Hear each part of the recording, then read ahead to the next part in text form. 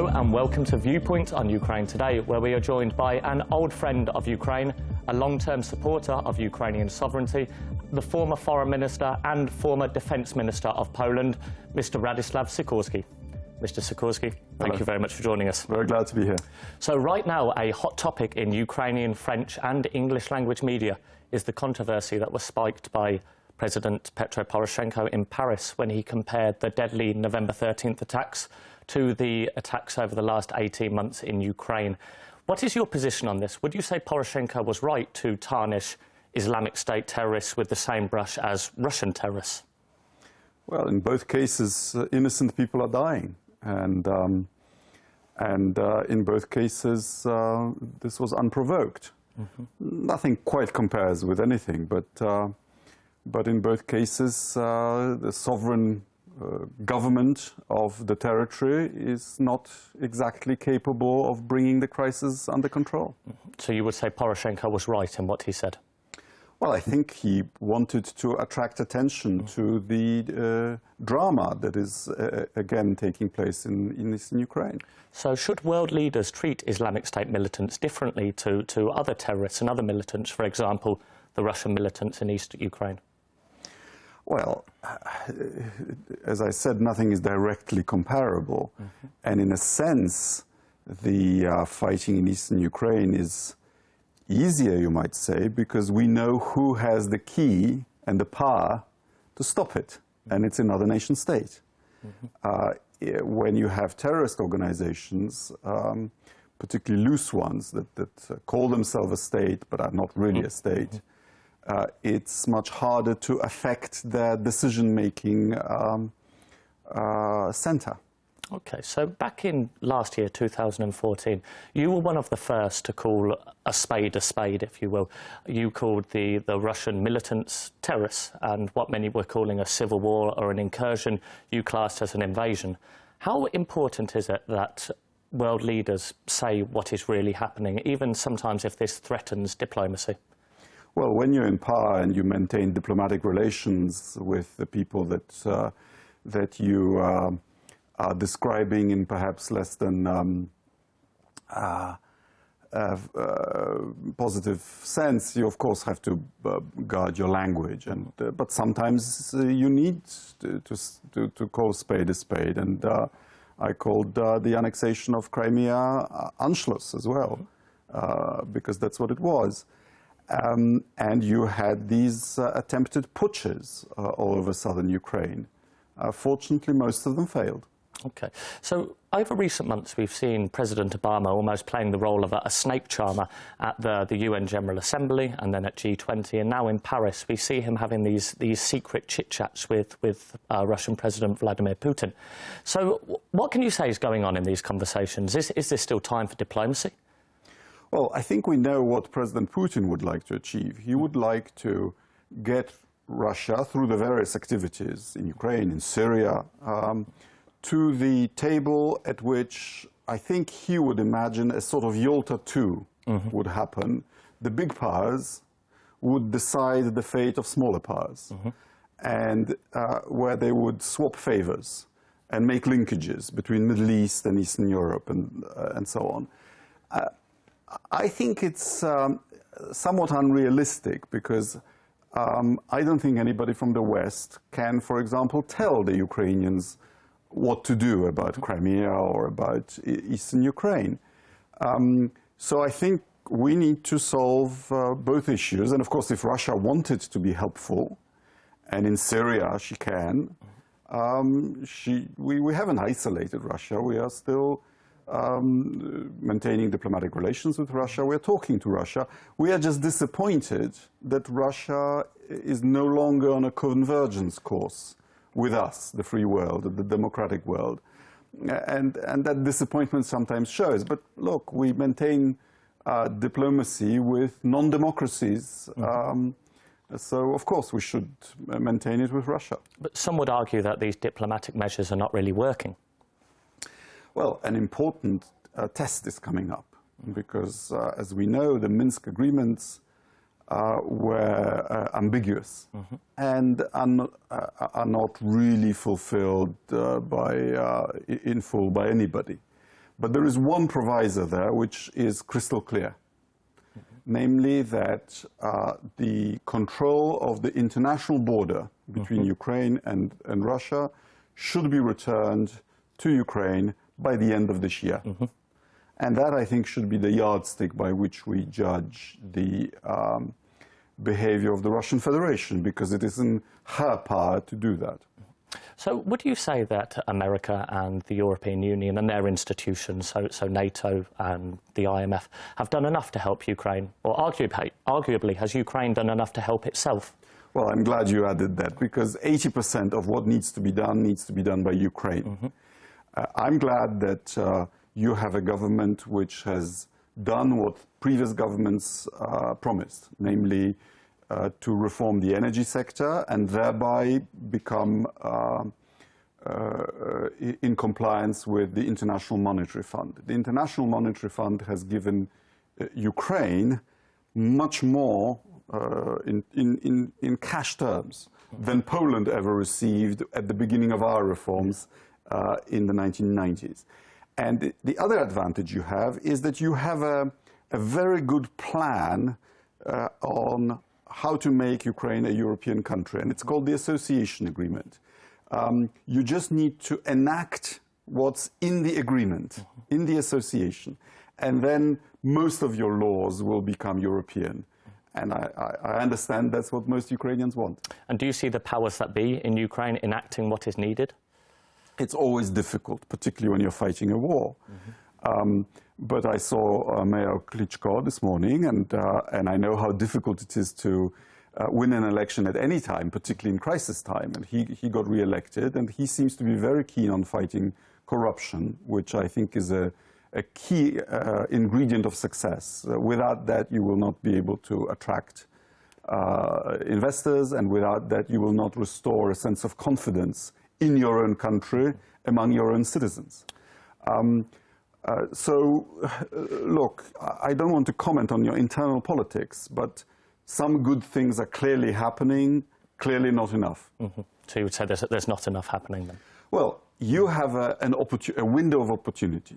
President Putin is engaged in Syria, and some of the things that he's doing in Syria are interesting. I, for example, believe that what he needs to achieve to fulfill what he announced in the UN General Assembly speech, he will not achieve with only an air campaign. He needs ground forces.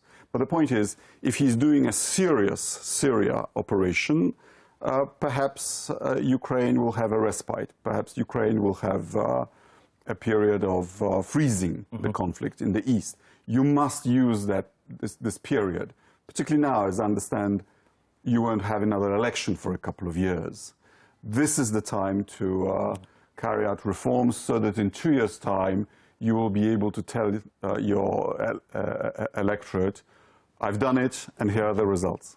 So you say while Putin's attention is focused on Syria, things would calm down in Ukraine. And we did see that in September and October. There was a dramatic lull in fighting. However, over recent weeks, unfortunately, we've seen fighting spike. There was one day recently where 5 Ukrainian soldiers were killed in one day. So what do you see happening now in East Ukraine? Well, I don't follow it on a daily basis, but yes, there is low-level fighting, and it's not good because it's in contravention of the Minsk agreements. Can I ask you, what do you see as NATO's role in this conflict in Ukraine? Well, NATO can only have an advisory role towards Ukraine because Ukraine is not a member. I'm afraid this is the conflict is mainly between Ukraine and Russia. I know you are quite an outspoken supporter of having a European Union army. Is that right? Yes, I believe that Europe needs a foreign policy. And to have a serious foreign policy, diplomacy is not enough. Diplomacy has to be backed by other instruments, humanitarian assistance, developmental assistance, and, if need be, armed force. It should not be beyond Europe's capacity to stabilize Libya, for example. And we can't always count on the United States, because the United States is a global power, has responsibilities in East Asia. Europe in its own neighborhood should be able to defend its interests. So if, hypothetically, there was an EU army, would they have a place in this conflict? Well, hypothetically, we have European defense capabilities. We have battle groups, and we've actually used force already to strike with air power at the Somali pirates in the Horn of Africa. And actually it worked. The incidence of piracy dropped dramatically. Ukraine has been a consistent and generous contributor to both EU operations and NATO operations in Afghanistan and many other places.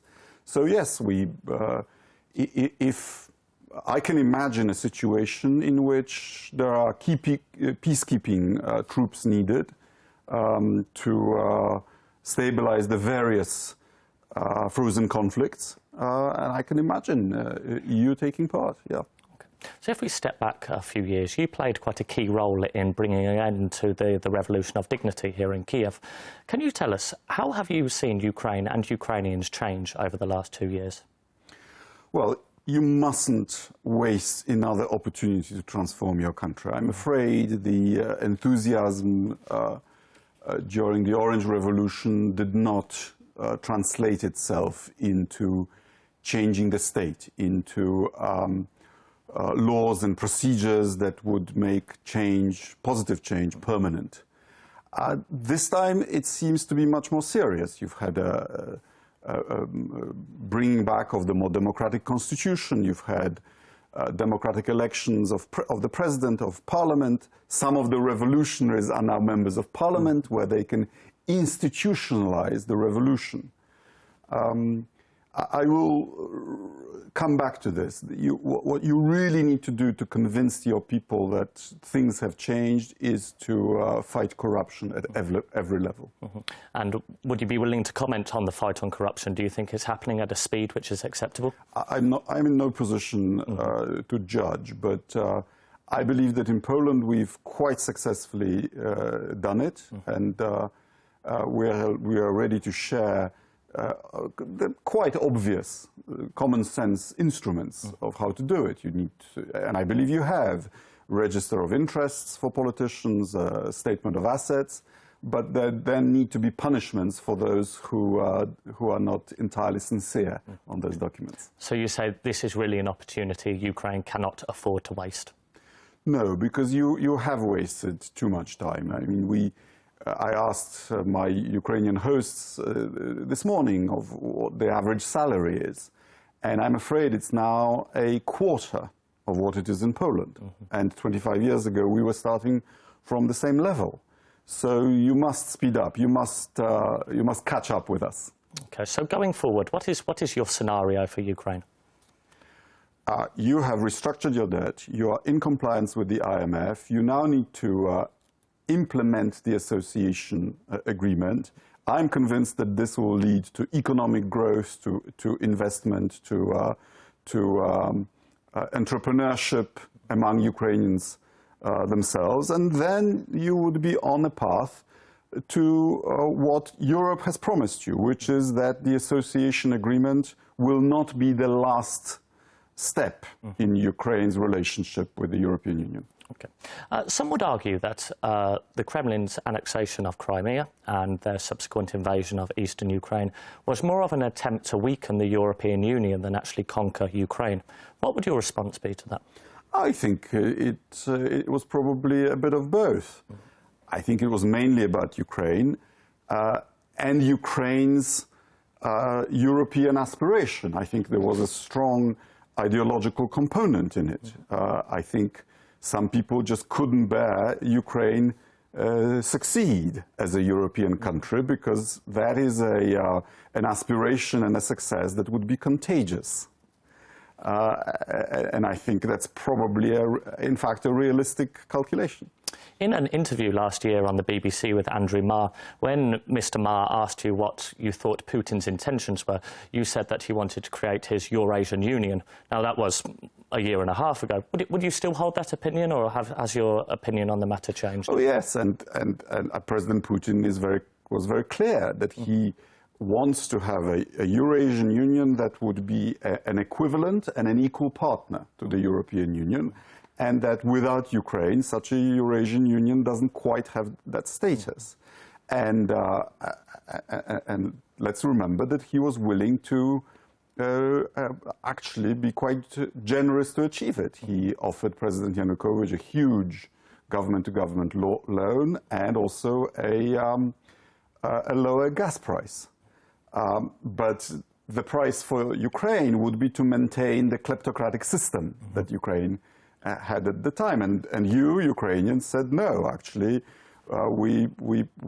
we prefer for our country to become European. So now Ukrainians have said no. Do you still see Putin pushing, for this Eurasian Union?